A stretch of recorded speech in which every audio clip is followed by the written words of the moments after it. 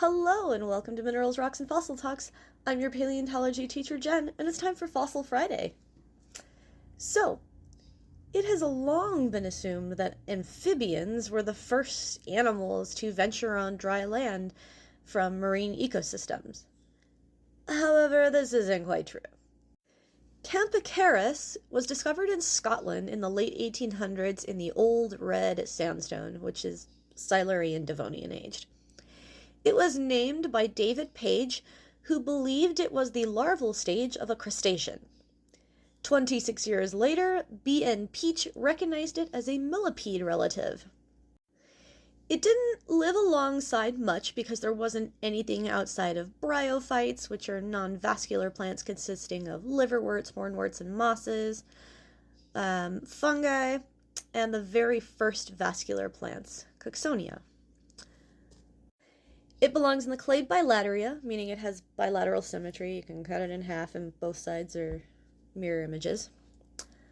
In the clade Protostomia, meaning it's an invertebrate. The superphylum Ecdysozoa, which means shedding animals, so things that shed their exoskeleton. The phylum Arthropoda, so that's all of our arthropods, the insects, the crustaceans, the arachnids, all of that. Then it belongs in the clade Mandibulata, so things with mandibles, not chelicera, but mandibles. And then it goes into the subphylum Myriapoda, which is your centipedes and millipedes and their relatives. And then in the class Diplopoda, which means that each body segment has a set, at least one or two sets of paired legs in them. From there, things get a little difficult, and more specimens need to be found and studied to resolve this.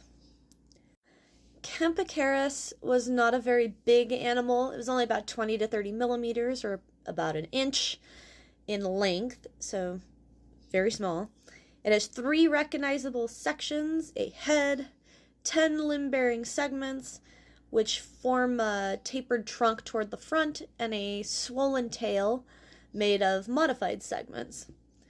The cuticle forming the exoskeleton was thick and composed of 2 layers and was heavily calcified.